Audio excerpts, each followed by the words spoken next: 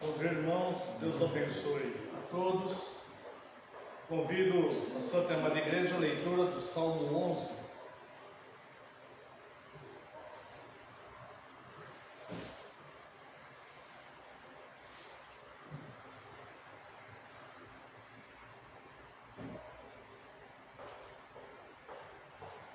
Salmo 11. No Senhor me refugio. Como dizeis, pois, a minha alma, foge como pássaro para o teu monte. Porque eis aí os ímpios armam o arco, dispõem a sua flecha na corda, para as ocultas dispararem contra os retos de coração. Ora, destruídos os fundamentos, que poderá fazer o justo? O Senhor está no seu santo templo. Nos céus tem o Senhor o seu trono.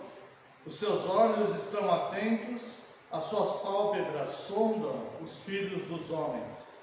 O Senhor põe à prova ao justo e ao ímpio, mas ao que ama a violência, a sua alma abomina. Fará chover sobre os perversos brasas de fogo e enxofre, e vento abrasador será a parte do seu cálice. Porque o Senhor é justo, Ele ama a justiça. Os retos lhe contemplarão a face. Convido a Santa Amada Igreja que se coloque em pé, louvemos a Deus com o Salmo 11. Meu refúgio está em Deus, como podes me dizer, qual ave foge ao monte seu, assim fujas também, pois eis que os ímpios vão, tem já pronto o arco à mão, para as ocultas disparar nos justos de coração. Quando há destruição, fundamentos já não são, que pode o justo fazer então, se nessa vil condição? No templo está o Senhor, tem os céus o trono seu, seus olhos sondam com atenção, os filhos dos homens vê, e ao justo aprova Deus, mas odeia ao homem mau, e aquele que violência faz, Deus o abomina já. Javé fará chover fogo e enxofre sobre os maus, e vento abrasador será a raça que lhes dará. Pois justo é o Senhor, Ele ama a retidão, e cada um que justo for, a face lhe verá. Pois justo é o Senhor, Ele ama a retidão, e cada um que justo for, a face lhe verá. Convido a Santa Amada Igreja para uma oração de invocação. Oremos. Pai eterno, santo, excelso, Deus soberano, Deus sublime, Deus criador dos céus e da terra, justo juiz, Deus misericordioso, Deus provedor, Deus protetor, Senhor Deus que reina absoluto sobre as nações ao longo dos séculos, Senhor que é o Deus sobre toda a carne, todo-poderoso, a quem nada é difícil. A Ti, Deus, nós prestamos culto, adoração e louvor, trazemos corações gratos e queremos neste momento, Deus, prestarmos um culto a Ti, Senhor, onde desejamos ser instruídos pelo Senhor e também louvá-lo, Deus, pelos Teus grandes feitos, aprender do Senhor, ó Deus, como fazer uma verdadeira adoração. Por isso, Deus, nós lhe pedimos que envie Teu Santo Espírito, que nos ensine, Deus, a Te cultuar como convém, como o Senhor deseja, Deus, e que todos os atos deste culto sejam dirigidos pelo Teu Santo Espírito. Reconhecemos que somos falhos e pecadores, lhe pedimos perdão, Senhor, pelas nossas falhas e pecados, e desejamos neste momento lhe prestar um culto verdadeiro. Nos auxilie nisso, Deus. Ainda rogamos que o Senhor envie Teu Santo Espírito para que nos ilumine, Deus, para entendermos a Tua palavra já revelada. Que o Seu nome seja glorificado e que nós, Deus, a Tua igreja, possa ser edificada. Pedimos a Tua bênção para este culto e que o Senhor o receba, Deus, como um aroma suave, um aroma de gratidão do Teu povo e também, Deus, de anseio de cada um de nós para aprendermos cada vez mais de Ti. No nome santo e poderoso de Jesus Cristo, Teu Filho amado, é que nós oramos agradecidos. Amém, Senhor, e glórias a Ti. Amada igreja, vamos ao voto da nossa segurança. Onde está o nosso socorro? O nosso socorro está em o nome do Senhor, Criador dos céus e da terra. Graça a vós outros e paz da parte de Deus, nosso Pai, e do Senhor Jesus Cristo. Os amados irmãos podem assentar-se. Os convido à leitura no livro dos Provérbios, capítulo 14.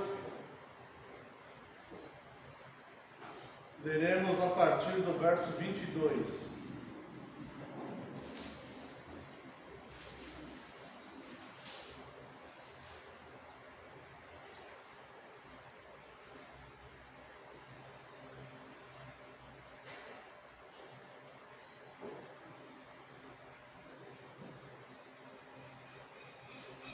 Provérbios, capítulo 14, verso 22.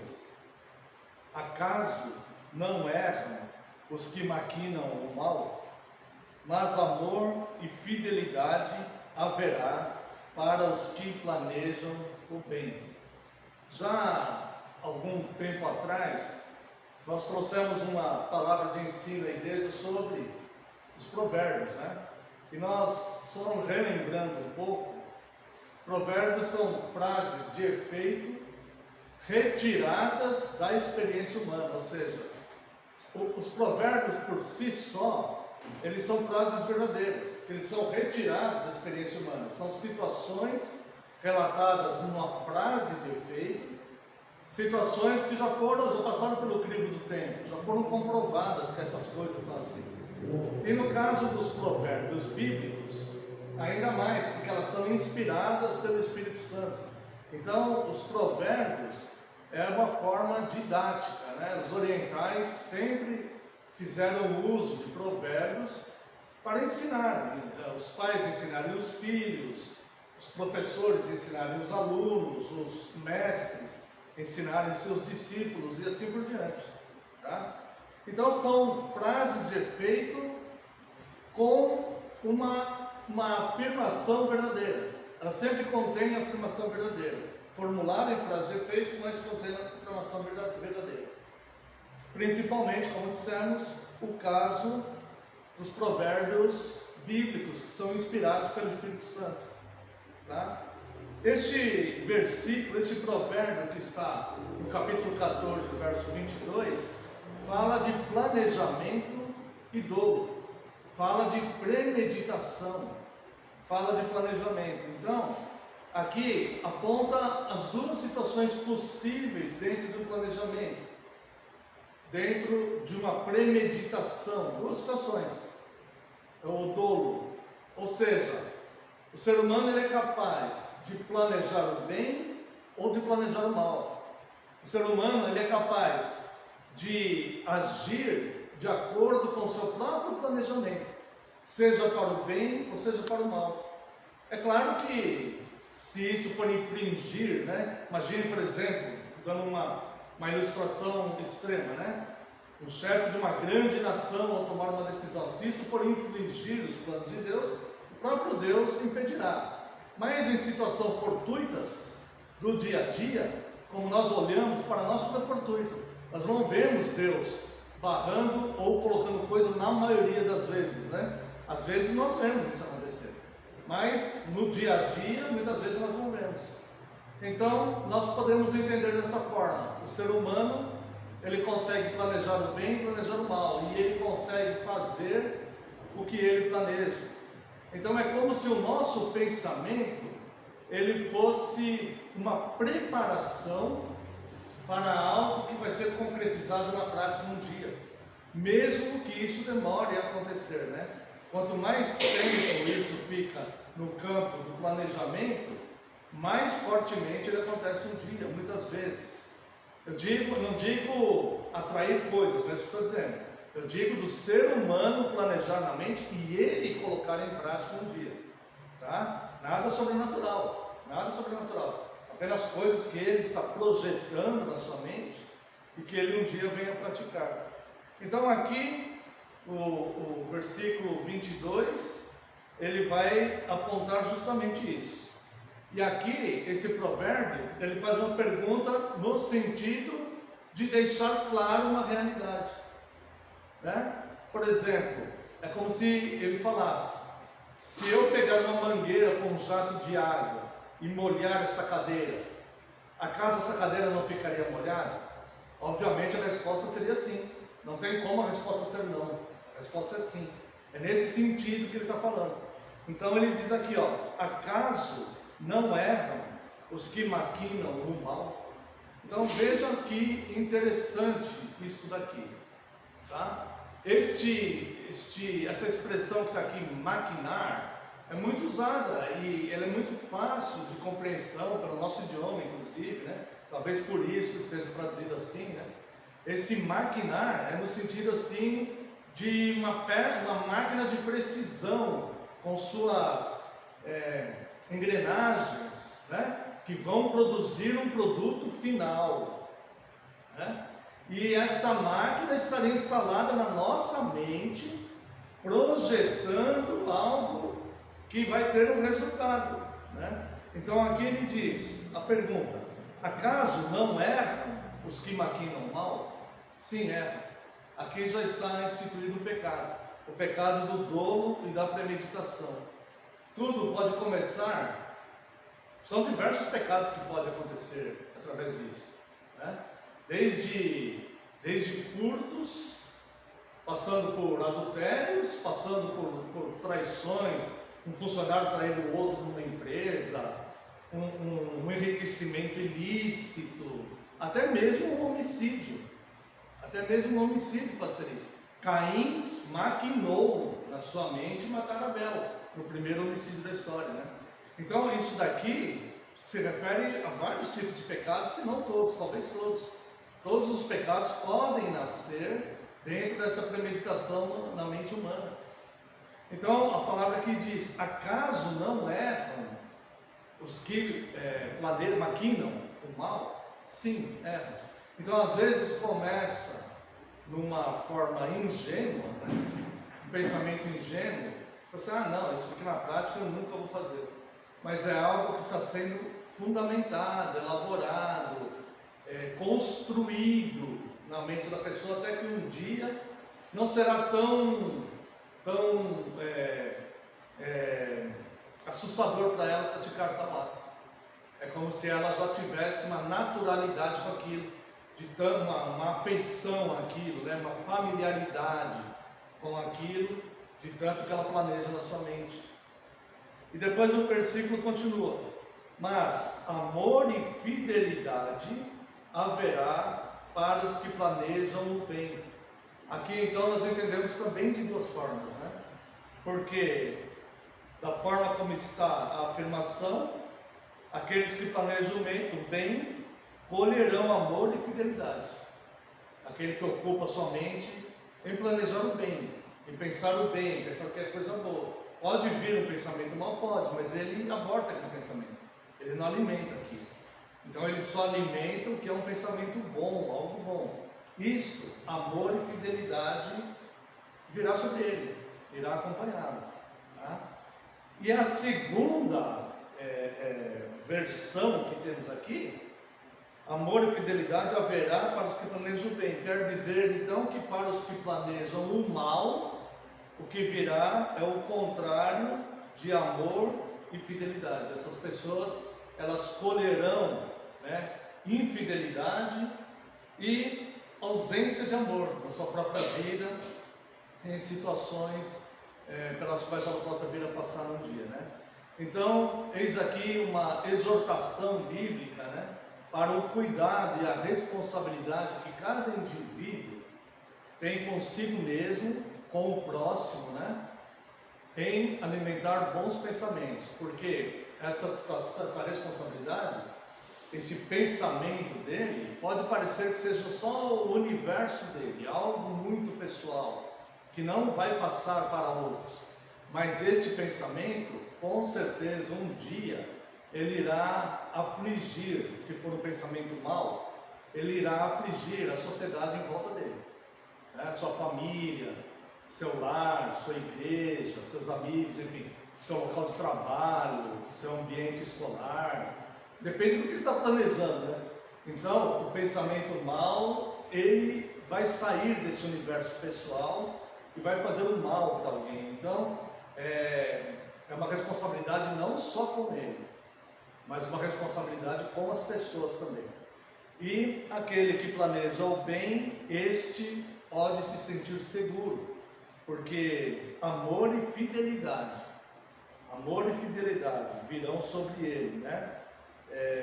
Haverá para ele amor e fidelidade. Quero convidar a Santa e Amada Igreja para uma oração de confissão. Se houver, como temos o hábito, né, o costume, é um ato litúrgico, como se porventura houver um pecado não confessado, esse momento será oportuno. E também, se voluntariamente algum de nós quiser sentir o desejo, né, de pedir perdão por já ter planejado algo que não foi bom, tendo concretizado ou não isso, né? Ou se porventura algo que ainda não foi eliminado da mente, esse momento é oportuno, caso sinta o desejo de fazer isso também, né, diante de Deus. Mas só faça se sentir o desejo voluntário de fazer isso, né? Tá? E é um momento então de confissão. Vamos orar uma oração silenciosa. Após alguns momentos de oração silenciosa, estarei orando em voz audível, oração de confissão. Oremos.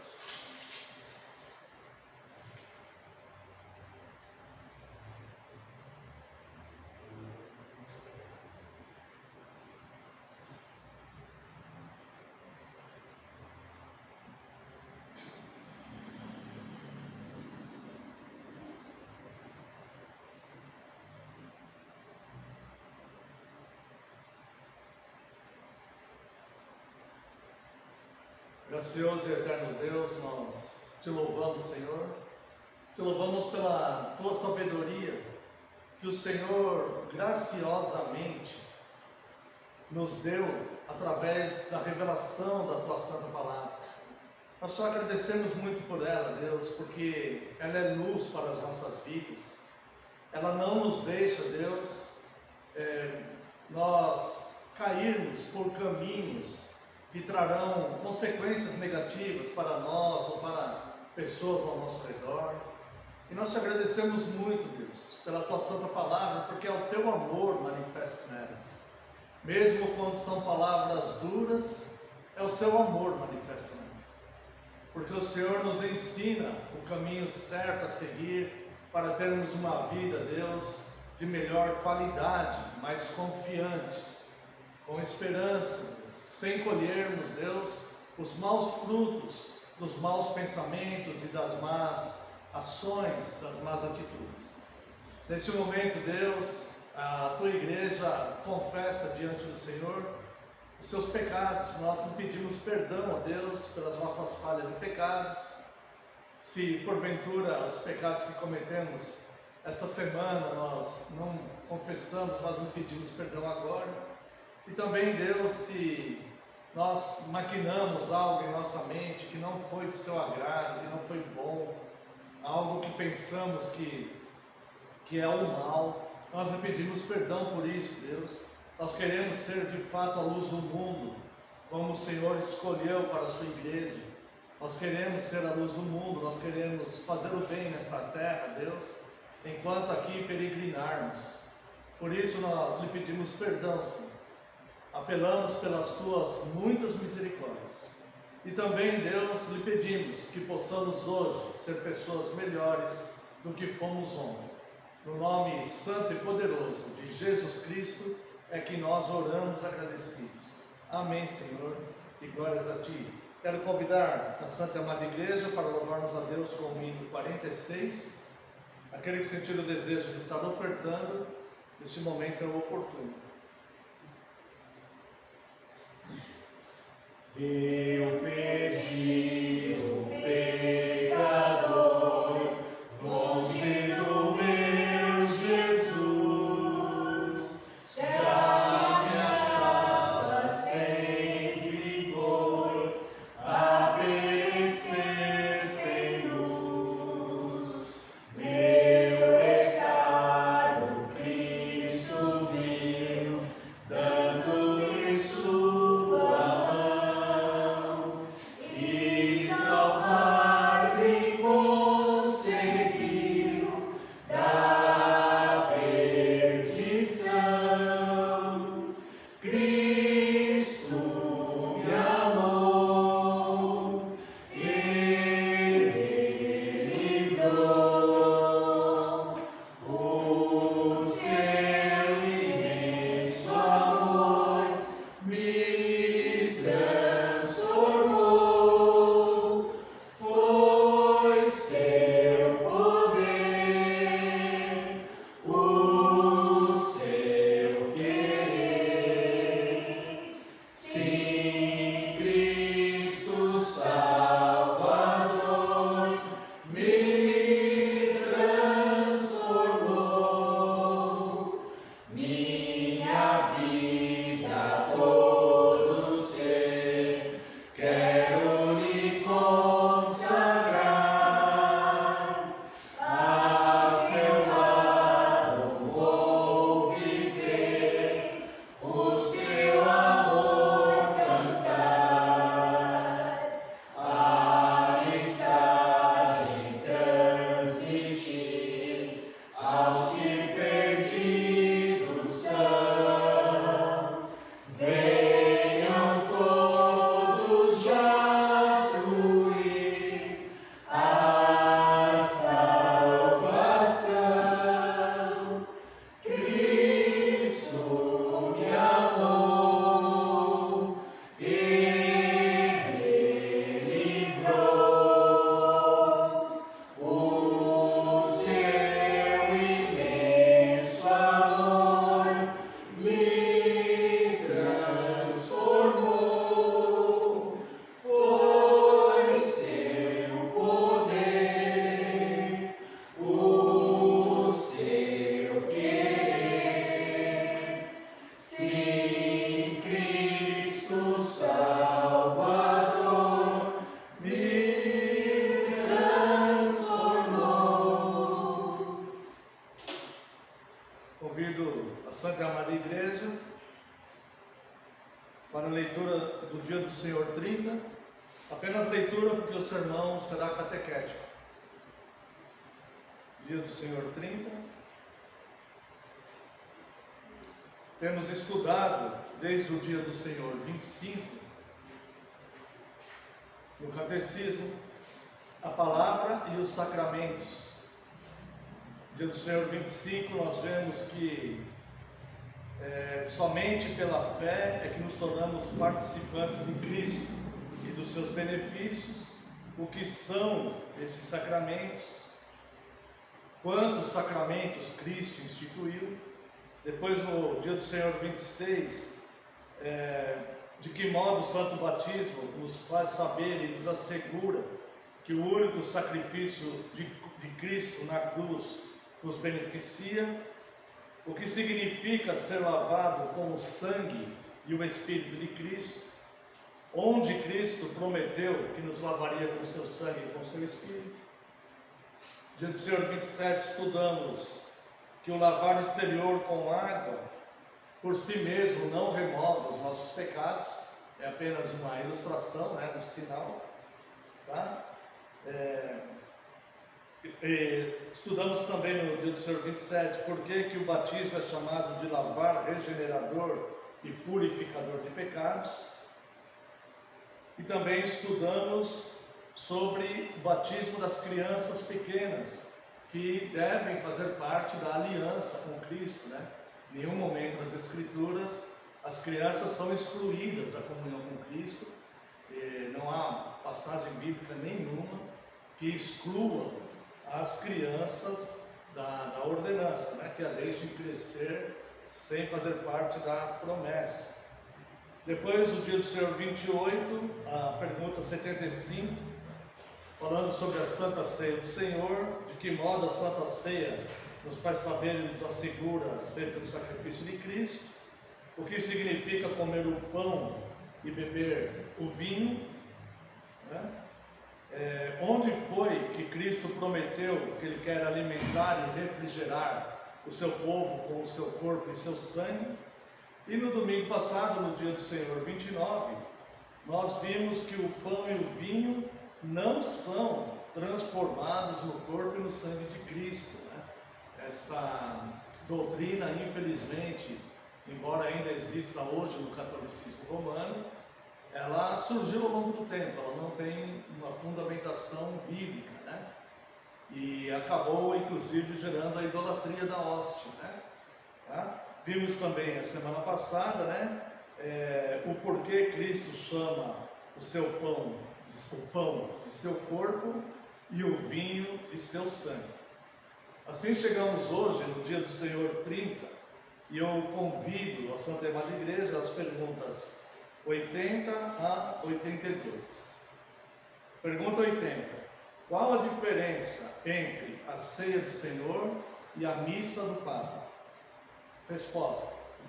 A ceia do Senhor nos testifica, primeiramente, que temos o perdão completo de todos os nossos pecados pelo único sacrifício de Jesus Cristo, que Ele mesmo, de uma vez por todas, realizou na cruz.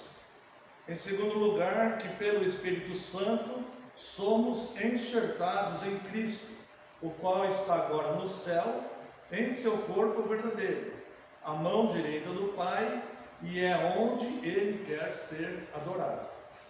No entanto, a missa ensina, primeiro, que nem os vivos, nem os mortos têm o perdão dos pecados por meio do sofrimento de Cristo, se Ele não for ainda sacrificado diariamente em favor deles pelos sacerdotes. E segundo, que Cristo está presente corporalmente na forma do pão e do vinho, e neles deve ser adorado.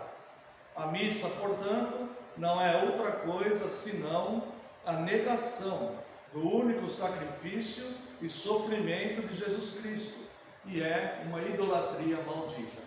Ela é um pouco dura, essa resposta à pergunta 80, mas ela é necessária, porque a verdade é acima de tudo, Então a Bíblia diz que o sacrifício, somente na carta aos Hebreus, estou comentando isso porque não vou comentar no sermão.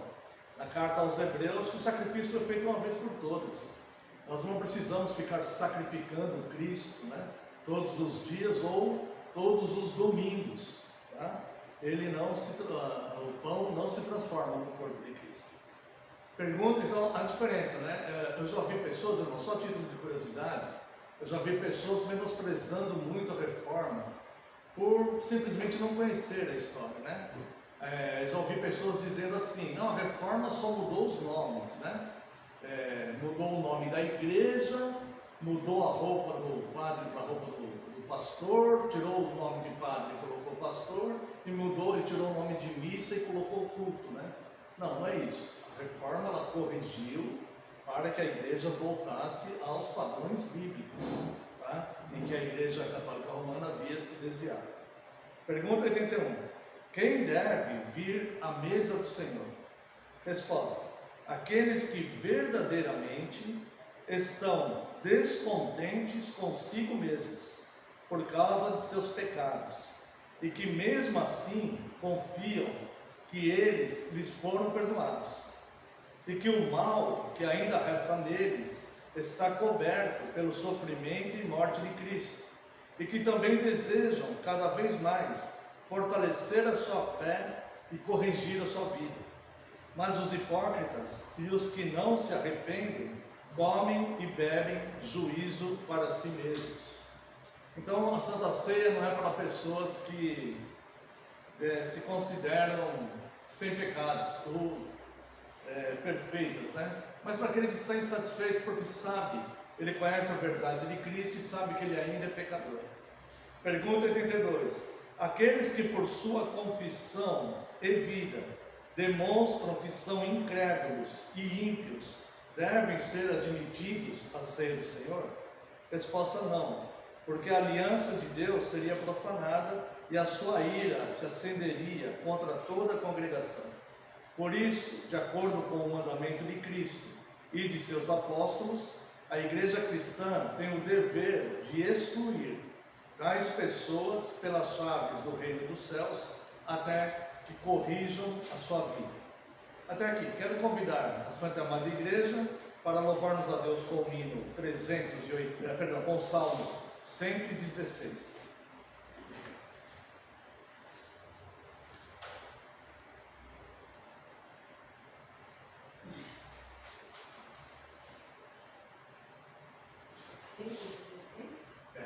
É, 16, perdão. Salmo 16, me perdoe, irmãos. Guarda-me, ó Deus, pois em ti eu me abrigo. Minha alma diz que tu és meu Senhor. Além de ti, outro bem eu não tenho. E nos teus santos está meu prazer. Há muitas punições, penalidades mil, pra quem por deuses trocar o Senhor. Jamais darei sacrifício a tais deuses, a quem Deus lábios não pronunciarão. És minha taça, Senhor, minha herança, da minha sorte o arrimo tu és. Tenho as divisas em áreas amenas. Minha herança é formosa e sem par. Bendigo meu Senhor, que a mim conselhos traz, e à noite o coração vem me ensinar. Tenho o Senhor sempre a minha presença, e Ele a direita palavra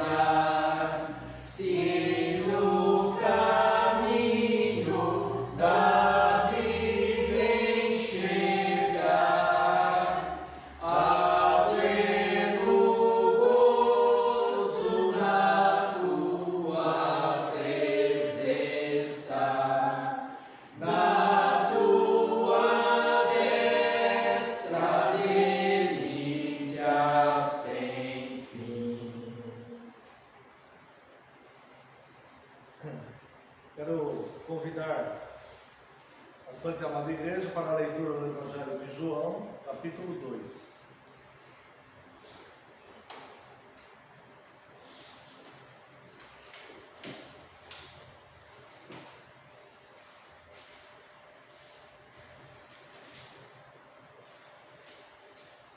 Faremos a leitura do versículo 1 ao versículo 12. Evangelho de João, capítulo 2, versos de 1 a 2.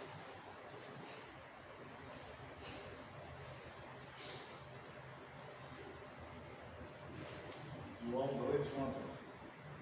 3 dias depois, houve um casamento em Caná da Galileia, achando-se ali a mãe de Jesus. Jesus também foi convidado com os seus discípulos para o casamento. Tendo acabado o vinho, a mãe de Jesus lhe disse: eles não têm mais vinho. Mas Jesus lhe disse: mulher, que tenho eu contigo? Ainda não é chegada a minha hora. Então ela falou aos serventes: fazei tudo o que ele vos disser. Estavam ali 6 talhas de pedra que os judeus usavam para as purificações, e cada uma levava 2 ou 3 metretas. Jesus lhes disse: enchei de água as talhas. E eles as encheram totalmente. Então lhes determinou: tirai agora e levai ao mestre-sala. Eles o fizeram. Tendo o mestre-sala aprovado a água, transformada em vinho, não sabendo de onde viera, se bem que o sabiam os serventes que haviam tirado a água, chamou o noivo. E lhe disse: todos costumam pôr primeiro o bom vinho, e quando já beberam fartamente, servem o inferior. Tu, porém, guardaste o bom vinho até agora. Com este, deu Jesus princípio a seus sinais em Caná da Galileia. Manifestou a sua glória, e os seus discípulos creram nele. Depois disso, desceu ele para Cafarnaum, com sua mãe, seus irmãos e seus discípulos, e ficaram ali, não muitos dias. Quero convidar também a Santa e Amada Igreja a leitura do Evangelho aqui mesmo de João, capítulo 6, a partir do verso 53.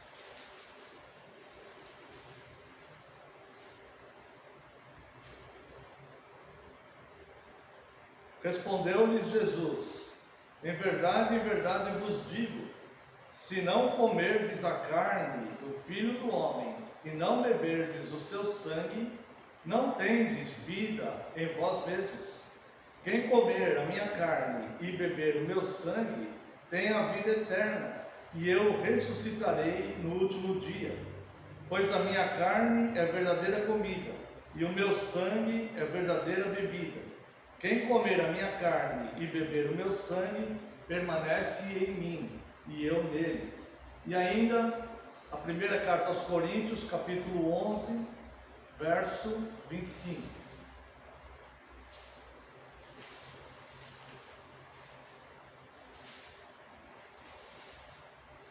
Por semelhante modo, depois de haver ceado, tomou também o cálice, dizendo: este cálice é a nova aliança no meu sangue.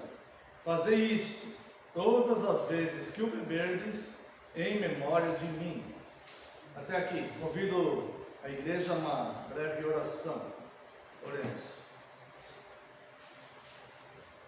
Pai glorioso, santo, excelso, altaneiro, estamos neste momento, Deus, prestando um culto ao Senhor, e queremos, Deus, a Tua bênção, Deus, a bênção da Tua instrução, que o Senhor nos mostre, Deus, a Tua vontade, que, segundo a Tua graça, Deus, Teu Santo Espírito enviado pelo Senhor, venha nos revelar essa palavra já revelada, para que possamos crescer em conhecimento, Deus, e termos uma vida mais pacata, mais tranquila, Deus, confiantes no Senhor e na Tua graça.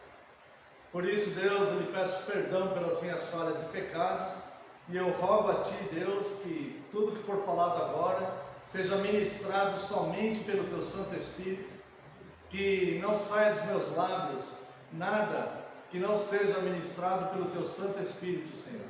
Eu lhe peço mais uma vez perdão pelas minhas falhas e pecados, e que nesse momento, Senhor, eu diminua, eu desapareça, e só prevaleça a Tua palavra, Senhor, porque a Tua palavra é a verdade.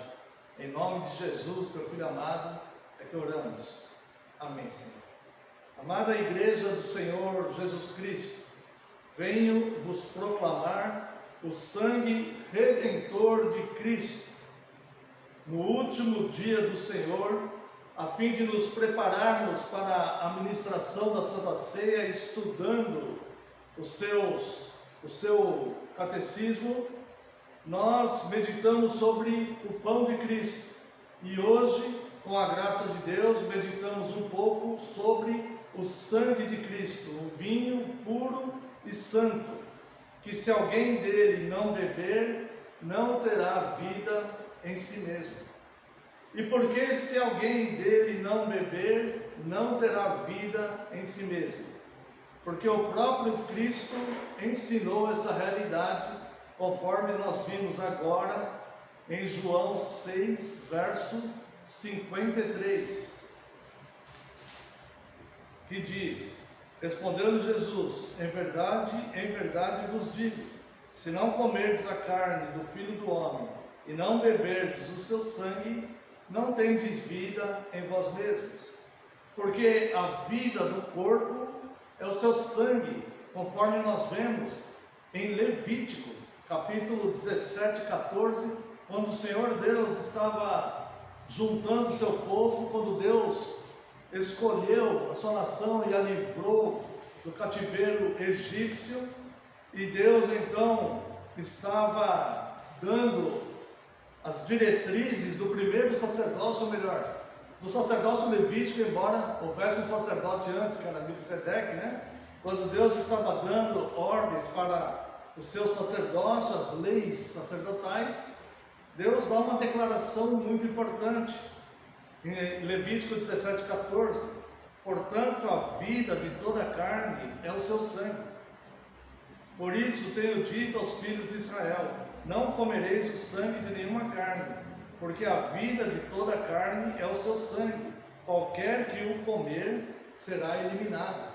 Então veja a coerência de Deus, né, nos seus ensinos, e como é meticulosa a forma com que Deus ensina o seu povo.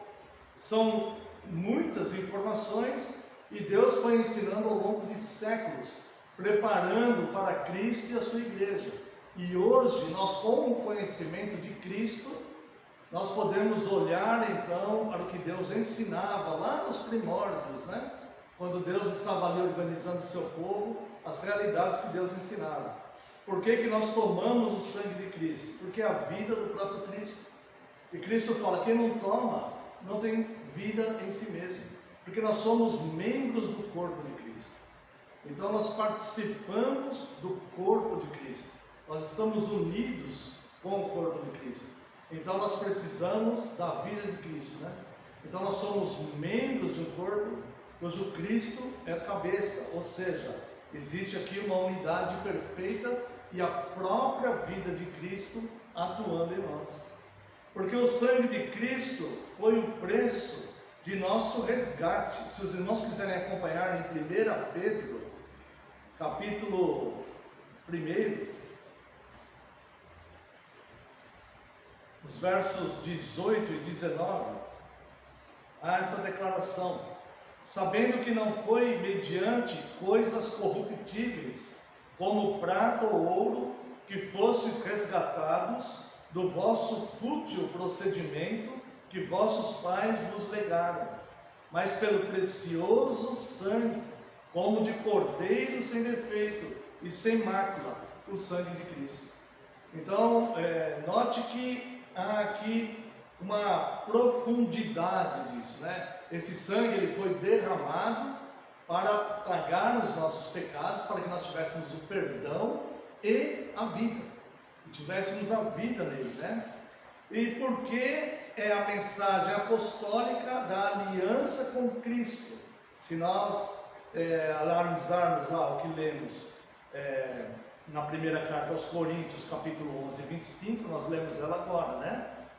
Capítulo 11, 25, de 1 aos Coríntios, um texto que estamos acostumados a ler na ministração da Santa Ceia, porque por semelhante modo, depois de haver ceado, tomou também o cálice, dizendo: este cálice é a nova aliança no meu sangue. Então, Jesus ensinou os seus apóstolos, que eram aqueles que lançariam os fundamentos doutrinários da igreja. Ele ensinou com essas palavras. O apóstolo Paulo repete aqui: mas Cristo ensinou os seus discípulos que estavam com ele à mesa da ceia com essas palavras. E é por isso que a igreja repete elas até hoje, né? Quando nós celebramos a Santa Ceia do Senhor. Por semelhante modo, depois de haver ceado, tomou também o cálice, dizendo: este cálice é a nova aliança no meu sangue. Fazei isto todas as vezes que o beberdes, em memória de mim. Então, nós vemos que o sangue de Cristo, ele é a nossa vida, ele é a nossa unidade e ele é a nossa garantia que somos membros do corpo de Cristo. No texto que nós lemos das bodas de Caná, há elementos suficientes para recebermos o vinho da mesa do Senhor com alegria, pois nas bodas nós beberemos o fruto da videira, um vinho novo com Cristo, com o próprio Cristo. Está lá em Marcos, capítulo 14, verso 25. Aqui, ó: em verdade vos digo que jamais beberei do fruto da videira, até aquele dia em que o hei de beber novo no reino de Deus. Então, essa aliança no sangue de Cristo compete da seguinte forma: Cristo se abstém de tomar o fruto, o dono do universo se abstém de tomar o fruto, o vinho que alegra a alma. Ele se abstém de tomar o fruto da videira. Essa é a parte dele na aliança, quando ele tomará somente conosco. E nós participamos do vinho aqui, tendo vida nele, até que um dia, nas bodas, estaremos com ele e tomaremos com ele um vinho novo, celebrando as bodas do Cordeiro, né? Então, a parte de Cristo e a parte da igreja. A igreja, ela celebra a ceia, porque a igreja não pode cometer novamente o erro de Adão. Então, a igreja, ela participa da sua parte na aliança. O texto que nós lemos das bodas de Caná traz referências a elementos dessas bodas que estarão lá, quando nós beberemos do vinho novo juntamente com Cristo. Veja aqui o verso 1 do capítulo 2, eu convido os irmãos que voltem lá no capítulo 2 de João, para nós analisarmos aqui brevemente, né? Será um pouco mais sucinto hoje. Capítulo 2 de João, verso 1. 3 dias depois, houve um casamento em Caná da Galileia, achando-se ali a mãe de Jesus. Esses 3 dias nada mais é do que uma referência à ressurreição. Deus, ele é o dono do tempo. Aqui, entre um evento e outro, poderia ter 2 dias, poderia ter 4 dias, poderia ter uma semana, poderia ser o dia que foi, mas Deus é quem ajusta o tempo. Nada que Deus faz é aleatório ou é casual. Tudo que Deus faz e que Deus ensina tem um propósito bem definido. E é por isso que nós vemos as Escrituras como algo muito precioso para as nossas vidas. E a estudamos com afinco, com diligência, para tentar cada vez entender melhor o que o próprio Cristo está ensinando. 3 dias depois, houve um casamento, né? Os 3 dias que separaram Cristo da igreja. E depois os uniu completamente na ressurreição, ou seja, Jesus já havia sido batizado, chamado alguns de seus apóstolos, e 3 dias depois, o que havia acontecido desde o começo do seu ministério, ele foi batizado por João, chamou os seus apóstolos, e 3 dias depois, Cristo transforma a água em vinho. O significado da água que simboliza pessoas na Bíblia, tornar-se vinho. O significado, o vinho simboliza o sangue, que, como vimos, é a vida. Nós teremos vida porque Cristo ressuscitou. Isso se bebermos da sua vida, do seu sangue. No mesmo corpo corre o mesmo sangue. Tá? Então nessas bodas há esperança de Cristo, nessas bodas há a presença de Cristo e da igreja. Tá? Veja o verso 2. Jesus também foi convidado com os seus discípulos para o casamento. Não haverá bodas para quem quer somente Cristo, mas despreza a sua igreja. Ambos são o mesmo corpo e vivos pelo mesmo sangue.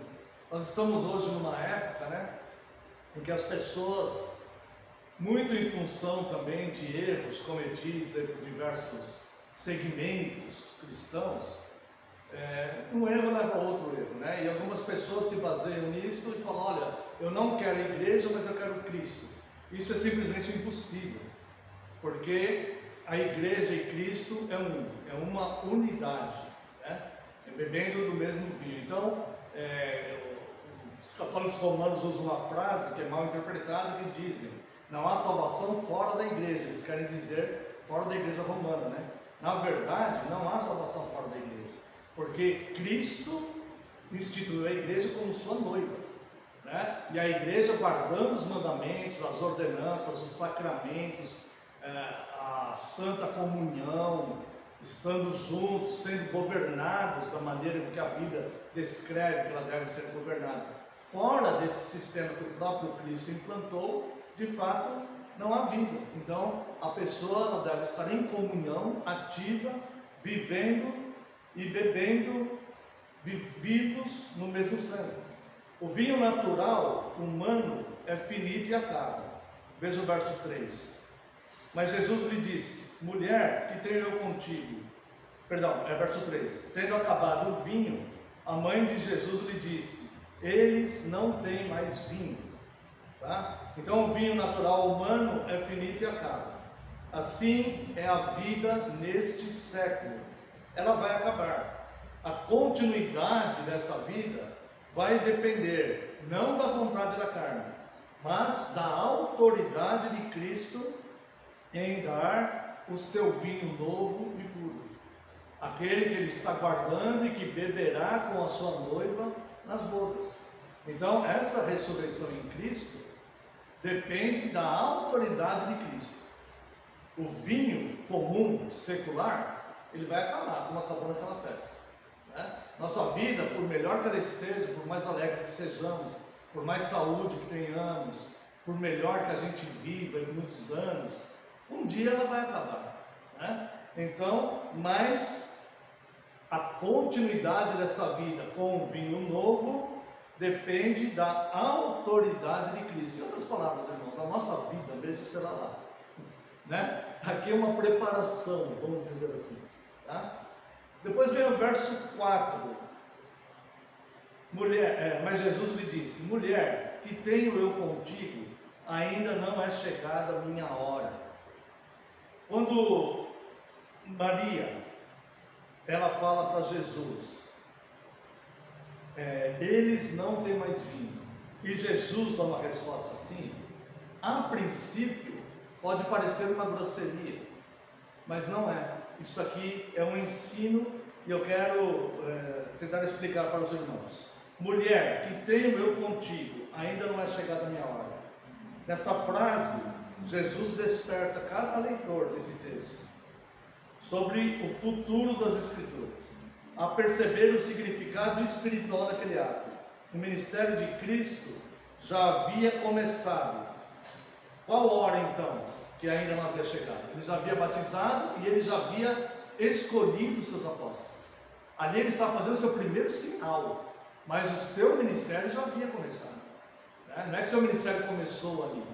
Ali foi o primeiro sinal. Então, mas ele diz, ainda não chegou a minha hora. A hora do sangue, a hora da cruz, essa ainda não havia chegado. Então, a mulher reivindica como um sacerdote. Ela faz uma palavra sacerdotal. Eles não têm mais vinho. É como a igreja hoje, a função sacerdotal da igreja, orando pelos incrédulos. O vinho deles está acabando. Eles não têm mais vinho. Eles precisam de vida. Eles não terão vida. E então Jesus responde daquela forma. Isso começa a ficar mais claro quando Cristo chama sua mãe de mulher. Isso aqui no texto, eu lembro que eu falei para os irmãos também uma vez, né? Ele chama de Ginai. Ginai era, no texto original do grego, né? Ginai é o nome que se dá à mulher casada. A uma mulher casada. Por que ele faz isso? Era a mãe dele. Né? E por que ele chama ela como uma mulher casada, uma esposa? É uma referência claríssima a Maria sendo a igreja e Cristo o noivo. Então, a igreja como esposa de Cristo. Ou seja, esse texto deve ser entendido não como um filho normal falando com uma mãe normal. Aqui está se referindo a Cristo em pleno vigor do seu ministério, ensinando tudo que ele está falando aqui, tudo que ele está fazendo, tem um propósito bem estabelecido, didático, para ensinar a sua igreja. Então ele chama sua mãe de Ginai, esposa, que para nós aqui está traduzido como mulher, né? Poderia significar qualquer tipo de mulher. Para nós aqui, mulher, uma bebezinha do sexo feminino é uma mulher, né? Uma mulher solteira é uma mulher casada é uma mulher, e por aí vai, né? Mas no grego tem essa designação para uma mulher casada, que é Ginai, tá? Então ele chama ela de Ginai.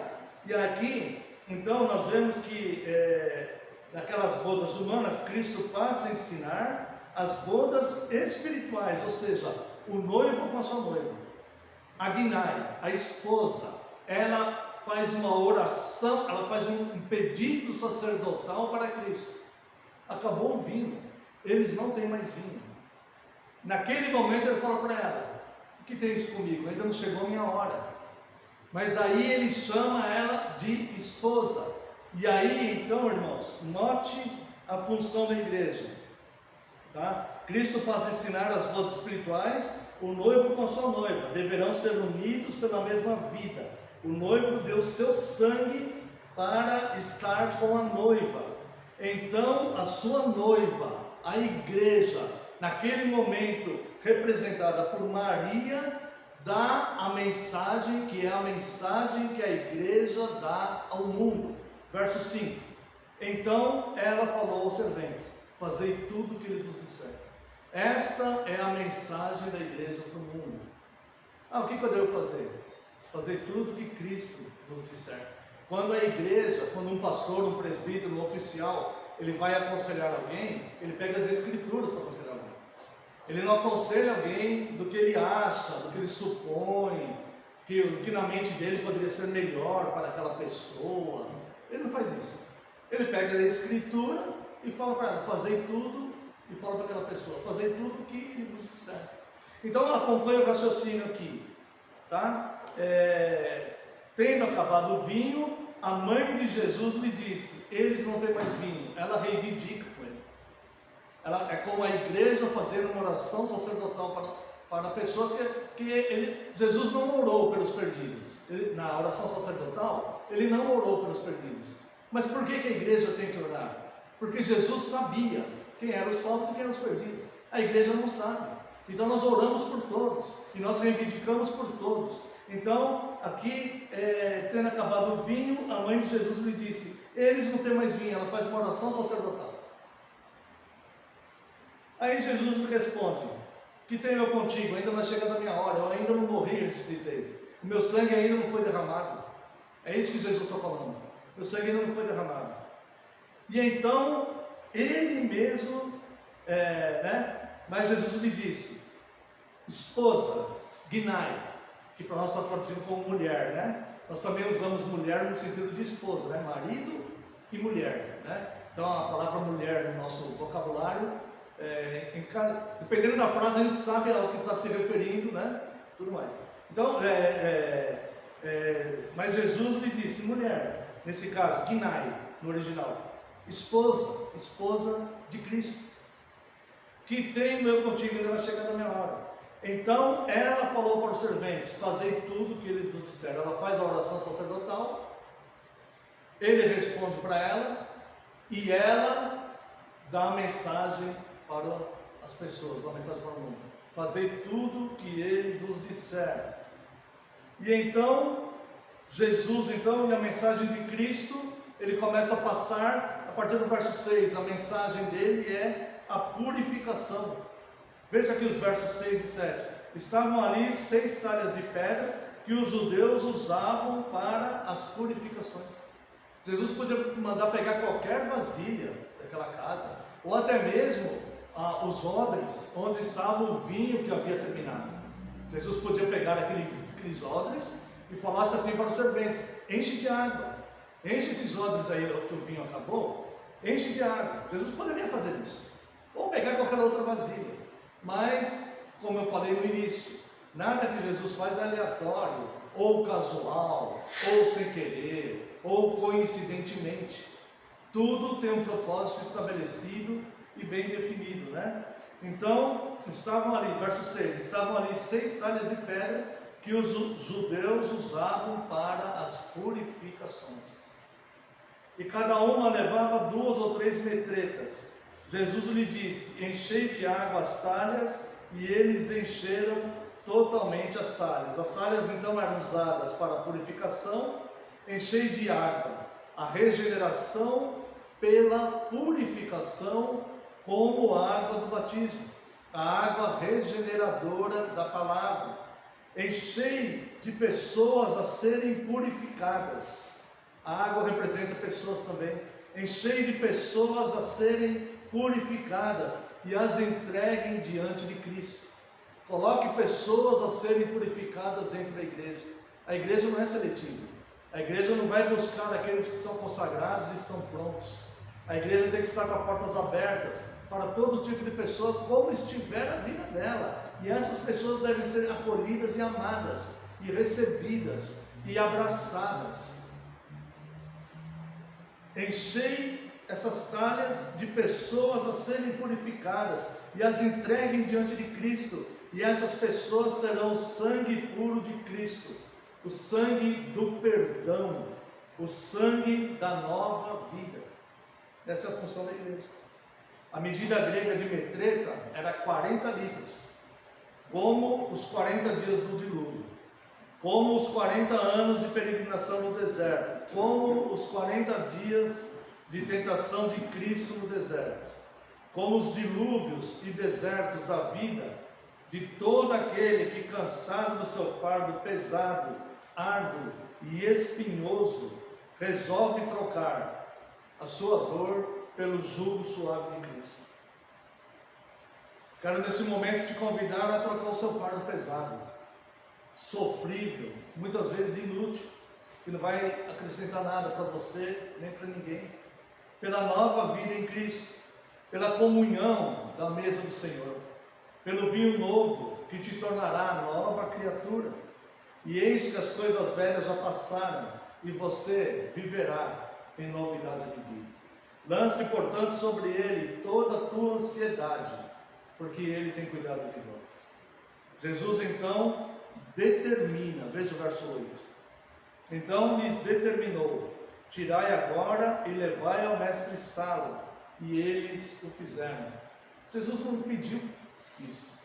Jesus não orientou os serventes a fazerem isso.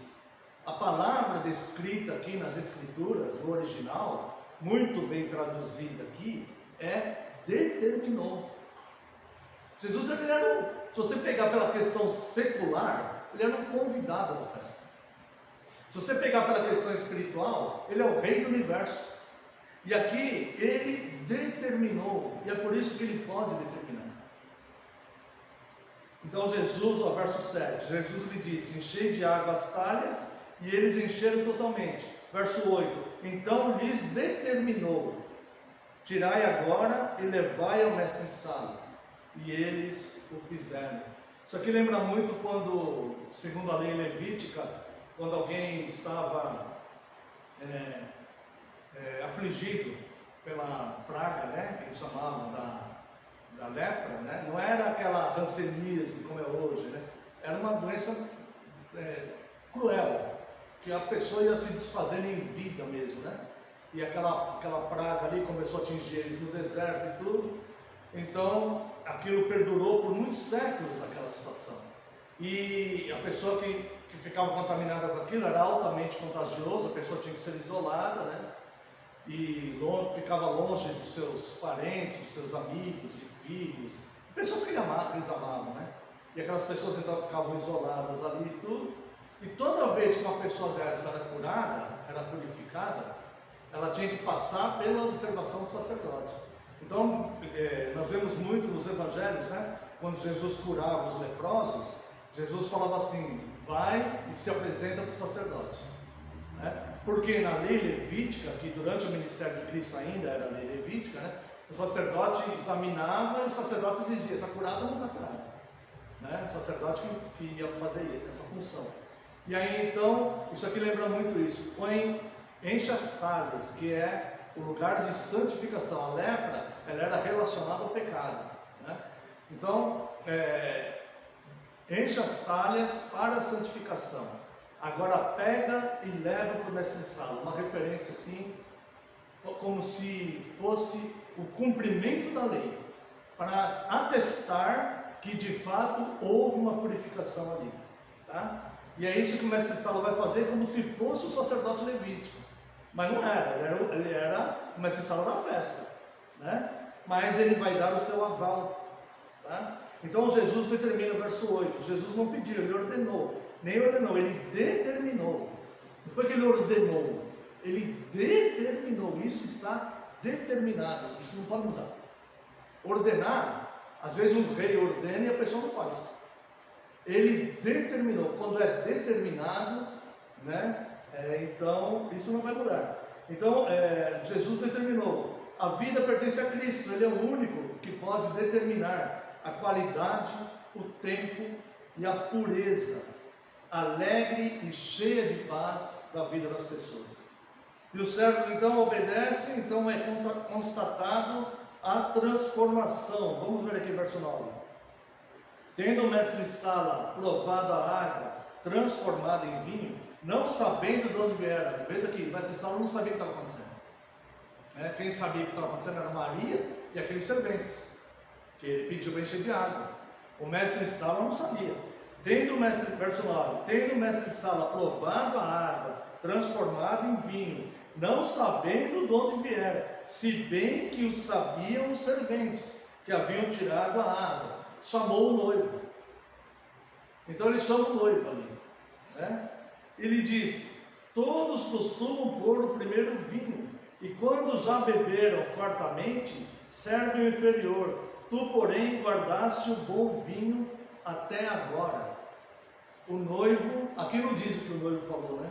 Mas o noivo aceitou de bom grado a substituição, porque sem essa substituição a festa iria acabar, o noivo seria desonrado pela cultura deles, o noivo seria desonrado, a noiva seria envergonhada, a família da noiva ficaria decepcionada com o noivo, recebendo esse noivo na família, e o caos seria completo, porque era para ser uma alegria.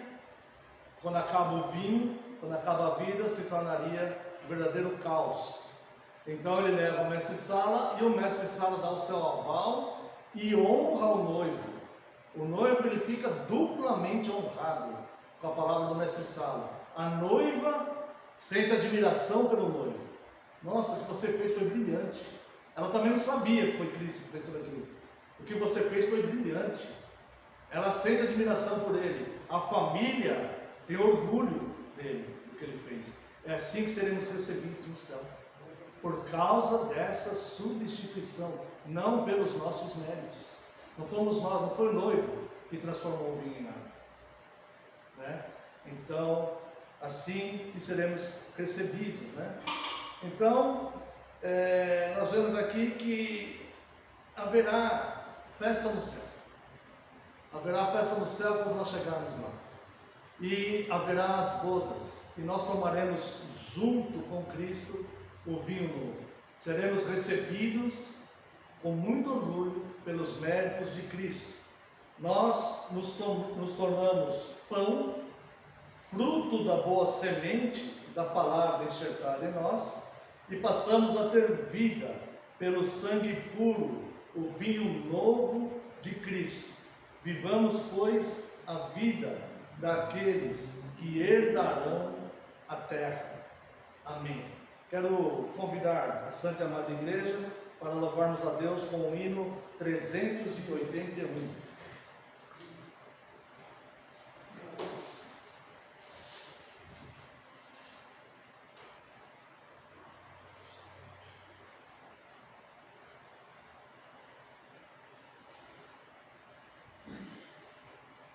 Nunca meus lábios cessarão, ó Cristo,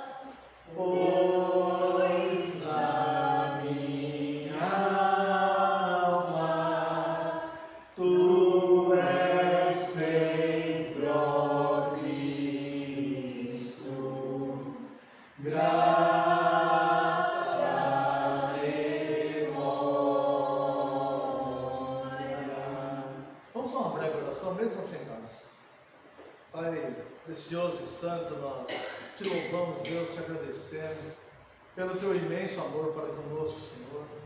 Muito obrigado, Deus. Muito obrigado pelo sangue de Cristo que foi derramado por nós. Muito obrigado, Deus, por essa nova aliança que agora a igreja guarda, Deus, como exemplo da queda de Adão. Nós não queremos cair nessa aliança. E ao longo do tempo, Deus, como a noiva está sendo adornada e preparada, Deus, em santificação para encontrar com o seu noivo bendito. Nós te louvamos, Deus, enquanto igreja tua. Nós te agradecemos muito, Deus, muito, pelo seu enorme amor para conosco. Muito obrigado. No nome santo de Jesus é que nós oramos. Amém, Senhor. Quero convidar a Santa Amada Igreja para professarmos a nossa fé através do credo apostólico.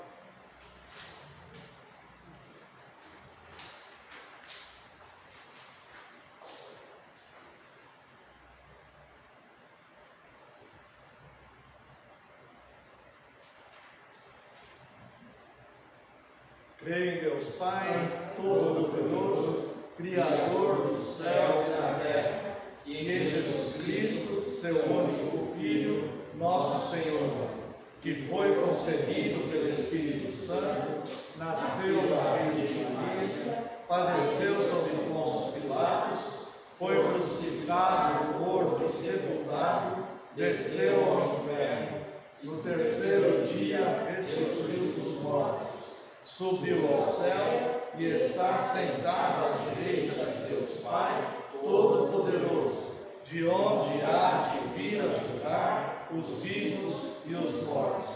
Creio no Espírito Santo, na Santa Igreja Universal de Cristo, na comunhão dos santos, na remissão dos pecados, na ressurreição do corpo e na vida eterna. Amém. Convido ainda para louvarmos a Deus com o Salmo 117.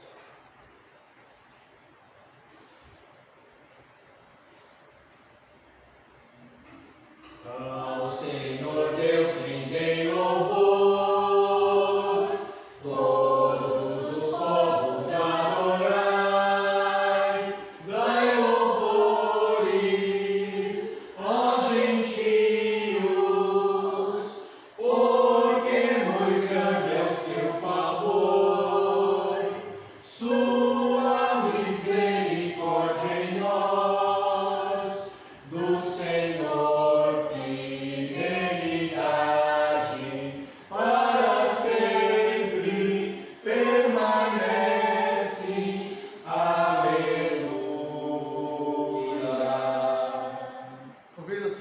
Que se coloque em pé, vamos a uma oração de encerramento. Após a oração, a bênção. Após a bênção, tenho alguns avisos aqui, irmãos, poucos avisos, e 2 avisos, na verdade. Oremos. Pai excelso e santo, louvado seja o teu nome, Deus. Muito obrigado pelo teu amor para conosco. Muito obrigado, Deus, pela tua santa palavra.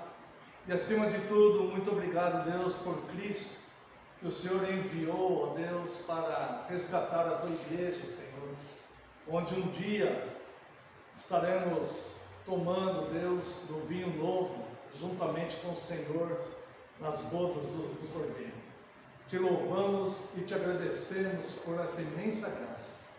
Despeça-nos em segurança, Deus, permita que possamos ter um domingo de paz, de tranquilidade na tua santíssima presença. Livra-nos de todo o mal. Se for da tua graça, Deus, permita que possamos nos reunir muitas outras vezes em torno do seu amor. Muito obrigado pelo teu amor. Também, Senhor, eu coloco diante do Senhor os enfermos, Deus. Se for da tua vontade, cure. E lhe pedimos, Deus, o teu consolo, o teu tratamento, o teu cuidado, Deus, o teu conforto a eles. Pedimos de forma especial, Deus, a irmã Fátima, o seu Aceli, o seu Dirã, o Bruno e a Larissa.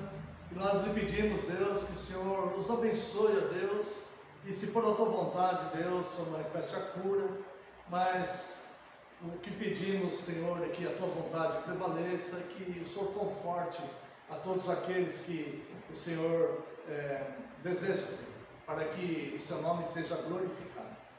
Estenda a mão aos tentados, traga paz aos aflitos, abençoe a tua igreja, Deus, onde quer que ela esteja, Senhor, em todo este mundo, proteja, Deus, daqueles que estão sendo perseguidos, livra, Deus, a tua igreja de todo mal, abençoe a tua igreja no Brasil, Senhor, abençoe a tua igreja em Indaiatuba, que haja, Deus, que a tua igreja, Deus, no Brasil possa se retratar, Deus, de tantos erros, trazendo mundanismo, muitas vezes para dentro dessas denominações. Nós lhe pedimos, Deus, que haja um avivamento espiritual genuíno, em que as pessoas possam perceber que mal estão cometendo, Senhor, e que possam voltar a Deus humildemente, a fidelidade, a simplicidade do seu culto, Deus, que é como o Senhor determinou que seja. Ó Pai, nós te agradecemos, Deus, pela tua graça e pelo teu amor. Abençoe os projetos desta igreja local, ó Deus. Se nós tivermos a tua direção e a tua bênção, Deus, nós seremos, ó Deus, com certeza agradecidos e beneficiados, Deus, pelos teus galardões que o Senhor pode derramar sobre as nossas vidas. Despeça-nos em segurança, dê-nos a tua paz, ó Deus, abençoe as autoridades do nosso país, abençoe todo o seu povo espalhado em toda a face da terra e traga paz a Jerusalém. Oramos no nome santo e sagrado de Jesus Cristo, seu Filho amado. Amém, Senhor, e glórias a ti. Receba a bênção, irmãos. Que a graça do nosso Senhor Jesus Cristo, o amor do Deus Pai e a comunhão e as consolações do Espírito Santo sejam sobre vós, agora e para todos sempre. Amém e amém. Então, encerrado, irmãos, os irmãos podem assentar-se. Despede-nos.